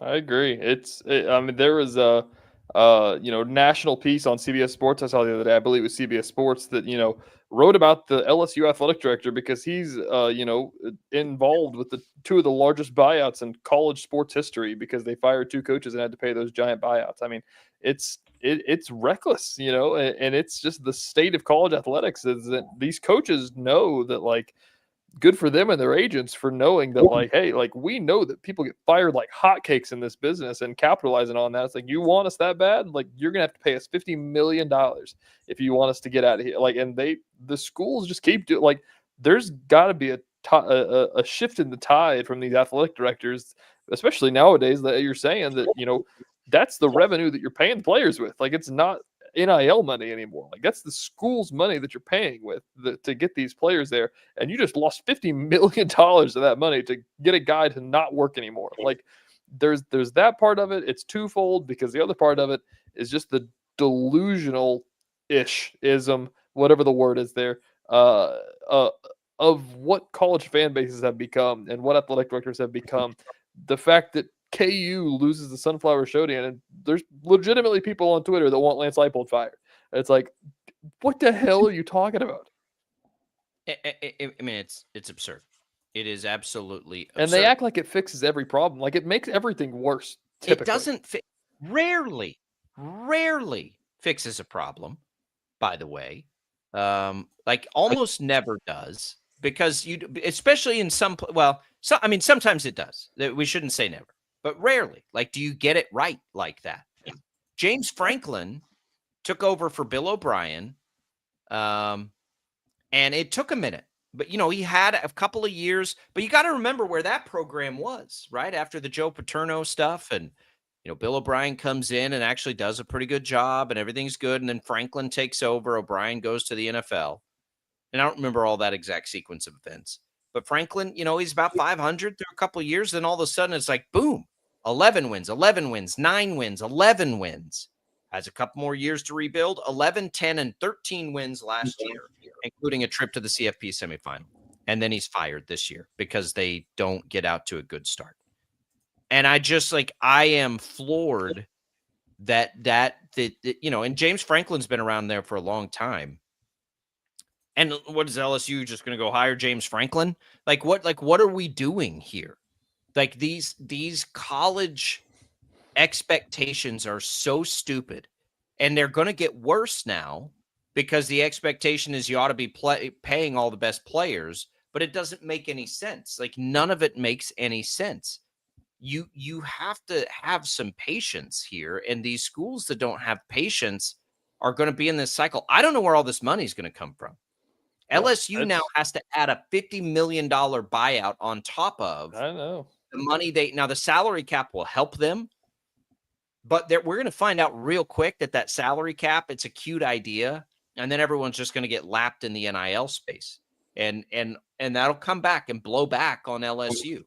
And why in the world would you fire a coach who's won 10, 10, and 9 games? Now, there are lots of reasons to fire a coach. It's not only because of the wins. Brian Kelly has been an awkward fit down there his entire time, from the family, fake accent stuff that Jim Rome likes to bring up all the time, to the awkward videos with recruits in the locker room, like all of that. It's always been an awkward fit for Brian Kelly at LSU.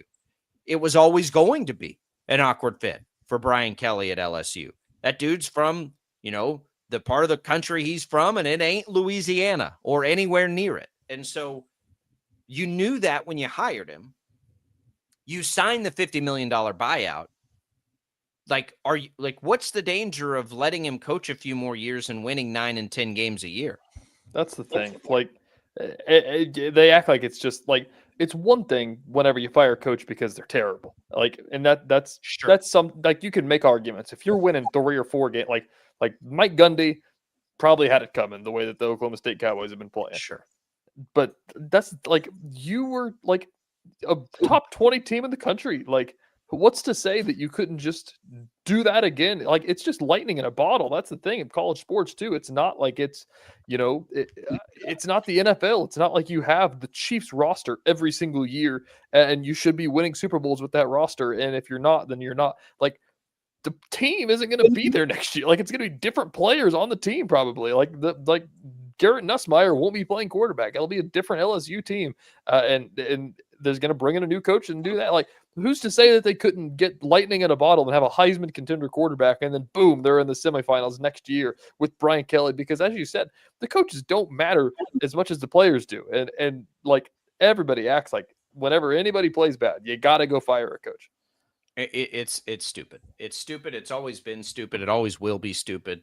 And now we'll continue to hear people, complain about the players. They're not people here. People here, don't have that same standard, but we have, you've heard this chatter around Leipold. Leipold's in no danger, by the way. No. That would be that's what I told absurd. people too about K-State earlier this year, is that they're like, we got to get Kleiman out of here. Like we've reached the ceiling and all this. I was like, guys, like Kleiman will literally have to go 0-12 this year to get by. Like there's no chance that that's going to happen. Like it will literally take being the worst team in the entire Big 12. And it's one of those things too, where like, what do you think you're going to accomplish if you go that route? Like, at what point is winning 8 games every year, and they may not this year, and it will be a disappointing year, potentially, if they don't do what they need to do down the stretch here. But how many of those disappointing years have you had now? Maybe 2. This would make 2, where most years you're competing for a Big 12 title. You're still doing very well in the recruiting world. Like, I guess you always have to just think about, like, okay, and I say this all the time, whether it's basketball, football. Okay, you're going to fire him. Who are you going to bring in? Who are you replacing him with? That's the thing. Like that's especially with our locals, to localize this even farther, is the fact of like Chris Kleiman is the second greatest coach in K-State football history from the depths that they've come from. Leipold, second or third. Like, I mean, he's up there with Mangino in those years as well. So it's like, who, like, at that point, you're going to throw a dart and hope that guy was as good as Leipold was. To throw a dart and hope that guy was as good as Chris Kleiman was. And that's what LSU is about to do. Like, they're about to throw a dart and hope that they can be a top 4 team in the country in week 6 of a season and have a chance to get in the CFP.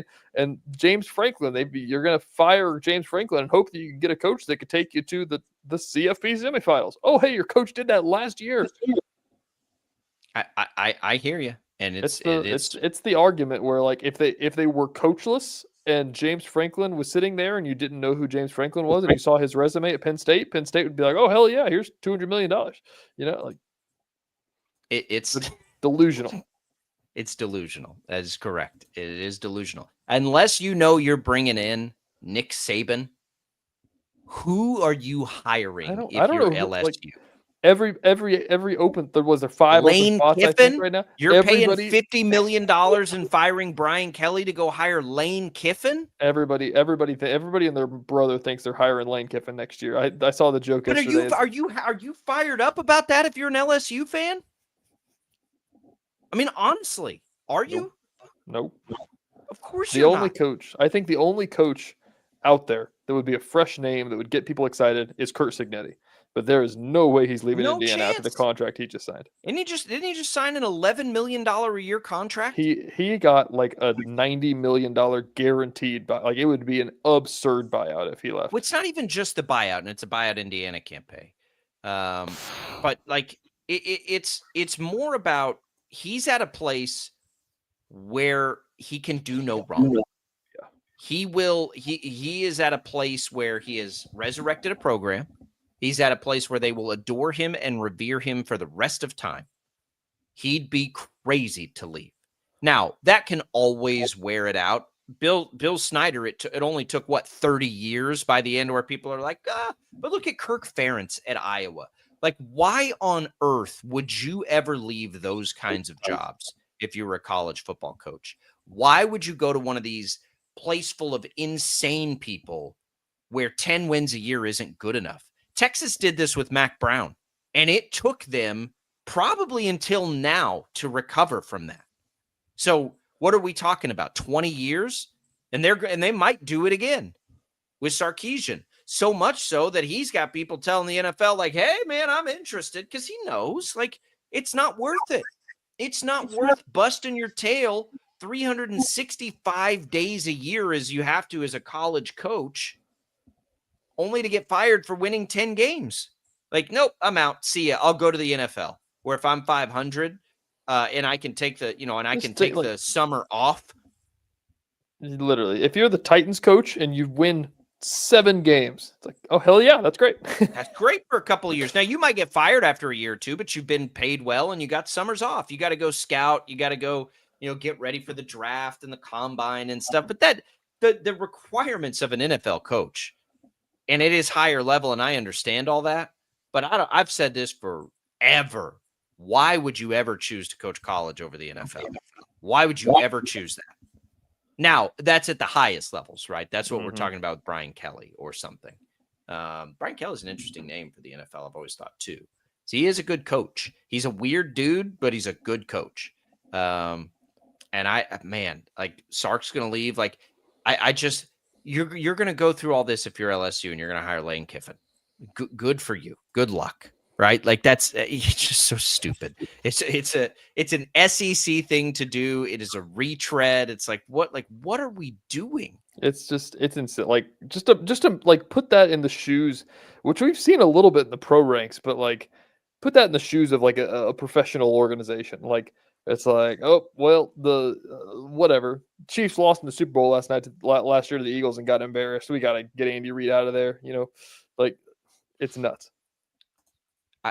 Over the last 3 years, Brian Kelly won 29 games in 22, 23, and 24. 29 games, and Lane Kiffin, guess how many he's won in 22, 23, and 24 at Ole Miss? How many did Kelly have? 29. Lane Kiffin has had 31. 29.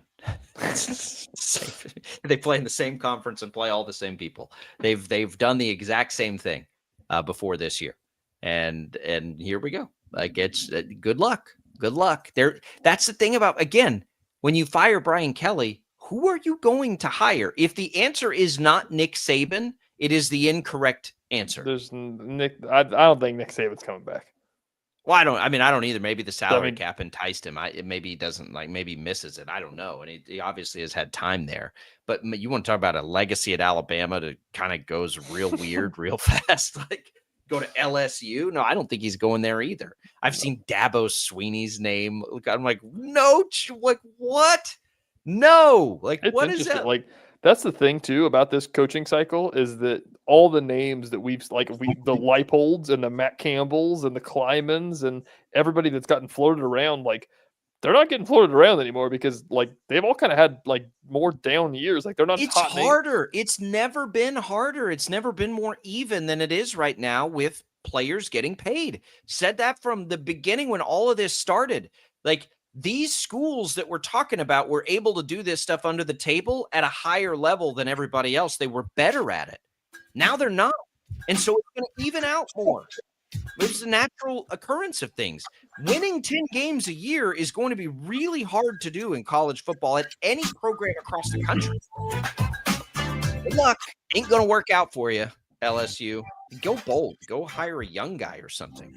God, what a mess. All right, we'll come back. We got more Sports Daily coming for you. Don't go away.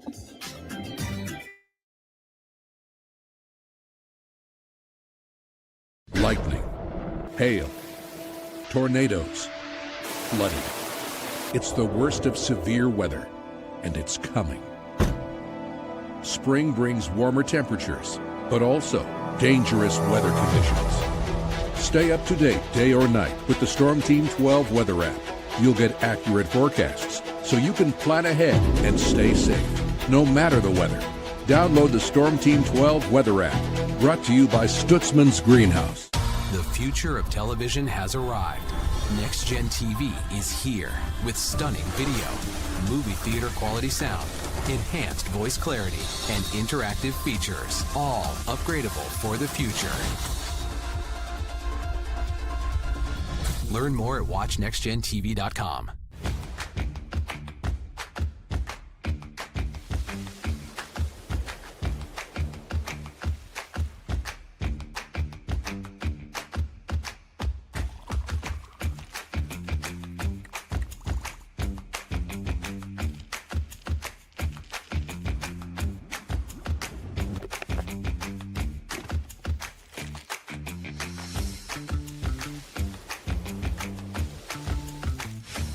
Canvas of our imagination. They tell a story. Clouds affect the events of your day. Sometimes they growl, sometimes they inspire, but they're always the messengers of nature's mood, written in the sky. Storm Team 12 understands the language of clouds. We're dedicated to decoding their message, so you know what to expect. Behind every cloud, there is a story waiting to be told. Trust Ross Jansen and Storm Team 12, alerting you first to the impact on your life. We are following a breaking update. Every day, all day, stream the stories that have you talking near and far. Whoever is behind the wheel of this bus is not stopping. From hundreds of local reporters and meteorologists spanning the country. Chaos here this morning at the UW campus. Search LNL for the all-new Local News Live streaming app. Odyssey is one of the most influential audio and entertainment brands in the nation. You already know Odyssey's iconic local radio brands in Wichita. But did you know Odyssey has the country's best collection of music, news, and sports brands? Odyssey is also a premium podcast creator, major event producer, and digital innovator. Odyssey brings people together across the country and right here in Wichita. Odyssey also delivers meaningful radio and digital audio results. Find out our story and impact at odysseyinc.com/Wichita. Make yourself known now. 83101 in traffic pursuit. Oh my God, here. Investigate TV Plus begins with real people.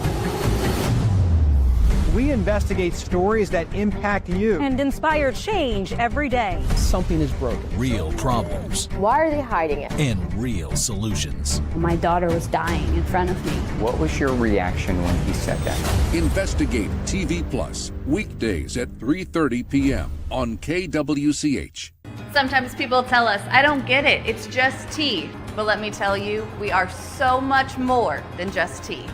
With 20 plus flavors of sweet and unsweet iced tea, the possibilities are endless. Come on in and try them all for free to find your favorite or get us on the go for your busy lifestyle. And don't miss happy hour every day. So the next time someone tells you it's just tea, tell them to come by and find out why we say drink tea, be happy. Jim Rome here, lighting up your afternoons on The Jim Rome Show. Catch me starting at 2 on Wichita's #1 sports radio, Kansas Fan Headquarters, 97.5 and 1240 KFH.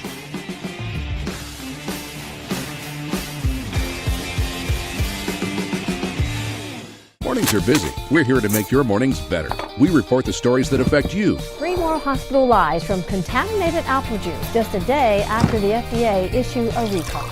We're here to make your mornings better. Closing east and westbound lanes of K96 for repairs. With 12 News, you're prepared for your whole day. Scattered thunderstorms across the state into the afternoon. Stay a step ahead with 12 News this morning on KWCH and KSCW.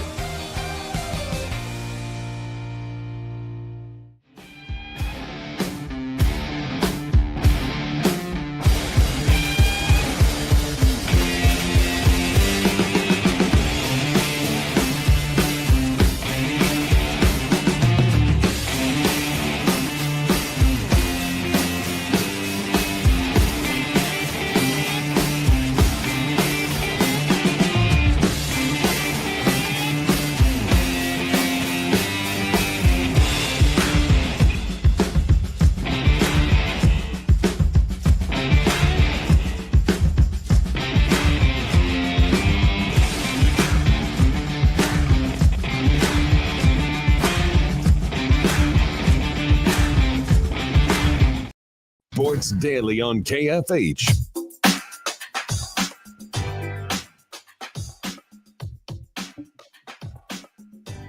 All right, welcome back in, everybody. It is Sports Daily. We are glad to be with you here on KFH, having some fun on the day after a Chiefs Monday Night Football win over Washington, doing exactly what they needed to do. TJ, another piece of news that we got to get in here today as we're talking college football is J.J. Dunnigan Jr.'s decision yesterday. This one stings, I know, a little, especially for you, but that's a bummer, man. Like, did not see that coming. Yeah, it's interesting. He would be one of the big time recruits and that KU's gotten in a while. A Kansas kid to get him from Manhattan. I think he's currently a four-star safety. I think is what he's listed as on 247. Number 2 player in the state of Kansas, committed to KU back in January. So it's been 10 months, and he was all gung-ho about going to KU and getting to build a legacy at KU, and they were going to let him play both sides of the ball and everything like that. And then this year he's played awesome. And, I know he was injured for a while. He came back last week. He had 5 touchdowns in a game a week ago. And now it feels like the recruiting is amping up. I know that some people in the ACC have been calling apparently, and got some more visits scheduled. And then yesterday, after the Sunflower, he was in Lawrenceville Sunflower Showdown, decommits, and then just like that, KU loses their top prospect for the class 2026. So, where do you think that comes from at this point? I mean, we saw the same thing initially with a guy. We see it all the time. We saw Dylan Edwards do it. Like, yeah. Where do you think it comes from, though, now? Because it's a different world than when Dylan Edwards did it.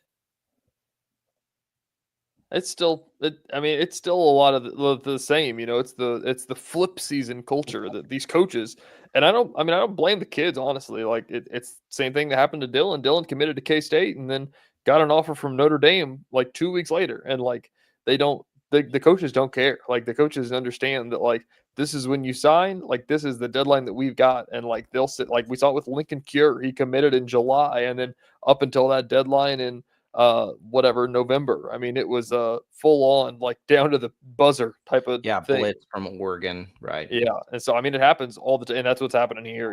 I think that he was committed to KU, and I think he's played better, and I think that these schools come in and see that he's bigger and better than he was a year ago, and say like, hey man, like we've got this check right here that we can cut you, that KU is not going to cut you. And then it puts KU in the spot of like, how bad do you want to keep me, And then it's that's just the problem culture of not having, contracts that people sign. And I don't think you can enforce that for kids that aren't in college yet, it's interesting. Well, until you put them under contract, right? What is a commitment? But I don't think you can put a 17-year-old under contract that's not actually at the school yet, And so I think that's the hard part of that, is that you commit and you're promised money, and sometimes you don't get that money. I don't think that was the case what this was going to be, but I think it's the fact that you're promised money and you have the dollar sign in front of you, and then somebody else can just come in and say, actually, we're going to give you this much, and then you could just turn around and KU and say, yeah, I don't want to come unless you give me this much now. And I'm not saying that's what happened, but that's just the problem with the flip culture that college recruiting has now. I mean, of course, we have the loss to K-State, which makes that sting and makes you wonder if that had anything to do with it. I doubt it. I doubt it. I don't think it helped, but I think that it was probably 98% of other schools starting to call. Yeah, it's and there's also a part of it, and I know KU fans don't want to hear this, but it's the truth. There's also a part of it where this is what it's like to be in the mix for big time players now. Like this is a part of the game. This is a part of the process. We saw it with, you brought up Lincoln Cure, Dylan Edwards. K-State's been in this boat lots of times, and you got to be ready to come back to the table. Like these days are done. Like it's a different world when you get up to the prospects of this tier. I hope at some point we just don't have soft commitments anymore. I know, right? That's the easiest thing that you think about, is the fact that it truly used to be National Signing Day was when you picked, and now which there's no way to enforce this either, because it's a verbal commitment. Like, and that's what it is. It's a verbal commitment. It has to be the time you would like sign a contract. All of this gets solved with work contracts. I mean, it really does. Like you sign your contract and you're hooked. Like you're. I mean, it's the same thing that any you and me could do. Go get a job interview and say, this is good. I think I'm going to go ahead and take this whenever it gets offered. And then somebody else calls and it's like, well, I know I said that, but I never signed anything. And like that's the same thing that's happening. I've had a real estate transaction where we were ready. We had a contingency on, all we had to do is sell our house. So we put our whatever they're called. It's been a long time now that we commit to buying this house with that contingency. They accept it. We put our house on the market. It sells in like 20 minutes. This was a decade ago. And we're like, all right, we're good. Like that didn't take long. It literally sold. The first people that came, they bought the house and they were good and everything was good. And it was like, all right, there we are. And we go to call the people we were buying the house from and we're like, hey, great news. We already got it sold. So we're all good. And they're like, well, we actually didn't sign that. And we got another offer that we like more. We're homeless. We just sold our house. Yeah. And they were willing to do that. I don't know how often. You probably haven't seen me angry often, TJ. I try not to be. I was hot. I was like legitimately I could mad. I was imagine. ready to go knock on their door. And I Yeah. had to get talked off of that from my wife. She was like, don't do that. That won't end well. And I'm like, no, I'm going to their house right now. I'm going to go knock on their door and tell them what I think. And she was like, don't do that. That's not going to be a good thing. Anyways, back to football. I mean, that's just the problem though. I mean, if you could find a way to enforce that, but you can't. But that's you can too. You can put them under contract.